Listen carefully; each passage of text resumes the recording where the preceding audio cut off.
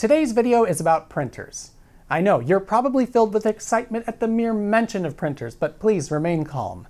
If you were to go shopping for a printer, you'll almost certainly find yourself choosing between an inkjet printer and a laser printer. Or perhaps a 3D printer, but we're not talking about those today.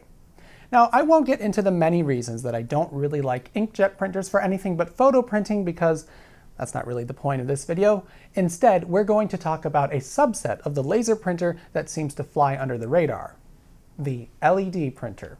Now, if you've never heard of this before, I wouldn't blame you. Fundamentally, LED printers are the same as a laser printer. They still use powdered toner rather than liquid ink. They use photosensitive drums to transfer toner to paper, along with corona wires and/or other charge-inducing or destroying doodads. And a fuser melts this toner onto the paper, so a tall stack of freshly printed printouts is nice and warm, just asking you to give it a hug. But where they differ is in how the image is drawn on the drum. And to understand why that's important, let's have a quick lesson into how laser printing works and how it came about. Laser printers are essentially an offshoot of the photocopier. Using a process called xerography, which comes from the Greek for dry writing, and now you know where Xerox got its name, analog photocopiers use a cylindrical drum coated in a photoconductive material. This material becomes conductive when exposed to light.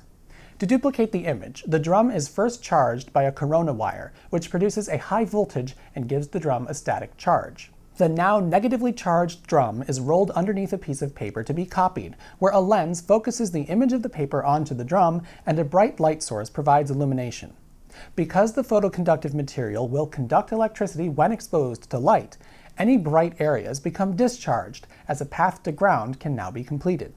Dark areas where printing or handwriting exist on the original will remain negatively charged. This drum is then rolled against a supply of powdered toner, which is positively charged. This toner will thus want to stick to any areas of the drum that remained negatively charged from the original exposure. Now the drum has a coating of powdered toner in the same pattern as the writing or image or whatever in the original document. Next, another corona wire creates a stronger negative charge in the paper that is to receive the toner, and this stronger charge will attract the toner off of the drum and onto the paper. And finally, the paper, now covered in powder, goes through the fuser unit, which melts this powder to the paper, and thus a stable photocopy is made. Fast forward to the late 1960s, and Gary Starkweather, an engineer from Xerox's product division, had the idea of using a laser beam to draw directly onto the imaging drum of a photocopier. With computer control, you could draw text and images directly on the drum with the laser, thus turning it into a printer. And that's exactly what happened. Using a laser diode, lenses, and a spinning mirror, laser printers draw onto the drum in lines, and the laser is pulsed on and off to create the image. The resolution of the printer is determined by the number of lines it can draw in a given unit, in addition to the maximum number of times the laser can be pulsed on or off within that line. Often, the resolution is measured in dots per inch, so a printer with 600 dpi will scan the drum 600 times along the length of 1 inch, and the laser can pulse on and off 600 times within 1 inch of each line, meaning each square inch has 600 by 600 discrete points that can be either on or off, that is, black or white. Incidentally, this method of creating an image using lines of light is strikingly similar to how analog television works. I made a series on television if you'd like to check it out, but the pattern is called a raster. Raster scanning in laser printers requires that the entire image in its full resolution be loaded into its memory before printing can commence, as it has to be done in one shot. It can't start and stop like an inkjet printer, particularly because the fuser unit is liable to burn some paper, or at least singe it a little, if it were to suddenly stop mid-print. So laser printing works, and it works really well. But the actual laser mechanism is kinda big, and relying on a spinning thing to make the image introduces more moving parts and complexity. And that's where the LED printer comes in. When did it come in and who invented it? I'm not sure. It's a weird footnote into the development of the laser printer, but Oki claims to have made the world's first LED printer in 1981. It's surprising how little info there seems to be about LED printers, though as we'll see, perhaps that's to be expected. What makes LED printers different? Well, rather than use a scanning laser, LED printers use LEDs. Shocking, but in a unique way. This Brother HL3040CN is a color LED printer. If I lift on the lid, you'll see these 4 bars here that kind of flip out of the way when the lid's all the way up. There are 4 because this is a color printer, one each for cyan, magenta, yellow, and black, more correctly referred to as key. These bars are the key. Each of these things is an array of tiny individual LEDs. Each LED handles one column of pixels or dots on the page. This printer has a resolution of 600 dpi, so along this entire bar there are roughly 5,000 LEDs. If you look closely, you'll see a pattern of dots. These are lenses that focus the light from multiple LEDs behind them onto the correct spot of the drum. The LEDs themselves are so small as to be nearly invisible to the naked eye. Below these assemblies lie individual drum and toner cartridges. You can see that when the lid is closed, the LED bar sits right on top of the drums. You'll also find evidence of toner mishaps, but So when this printer prints, rather than spinning a mirror and pulsing a laser on and off, each LED simply pulses on its own. As the print drum rotates, the LEDs will flash when they need to and stay dark when they don't. There are many times as many light sources, in fact thousands of times compared to a laser printer, but the lack of a mechanical component plus the direct physical alignment of the LEDs with the drum means that LED printers might be more reliable. And they certainly are more compact, particularly with color printers. Notice how this printer has each color of toner simply in a row. Because there's no need for a complicated optical system, this printer is essentially just 4 printers lined up in one case.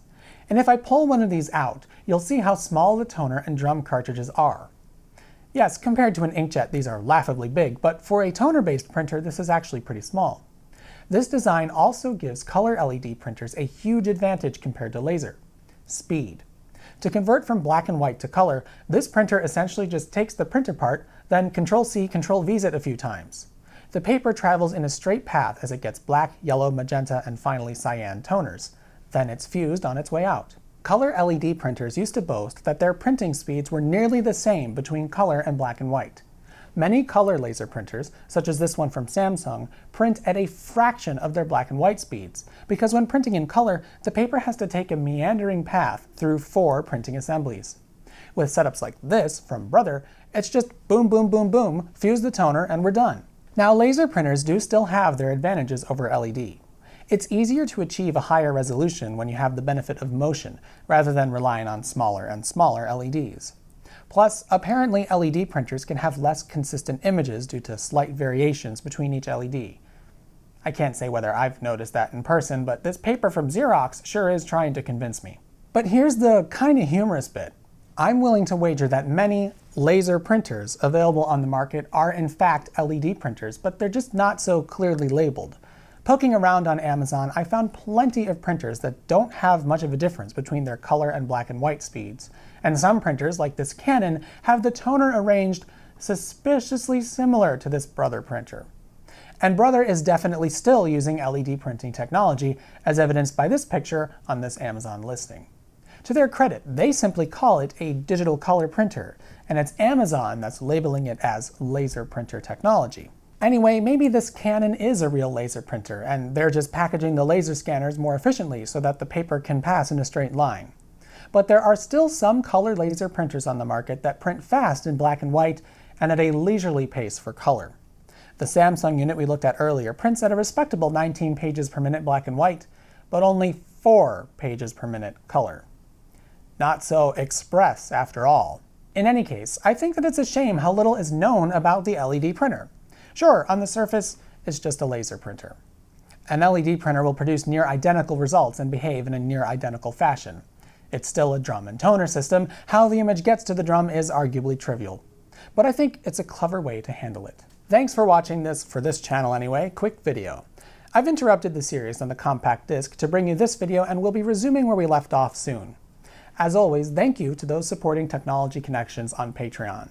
Patrons of the channel are what keep these videos coming, and if you'd like to make a pledge to the channel, please check out my Patreon page. Thank you for your consideration, and I'll see you next time.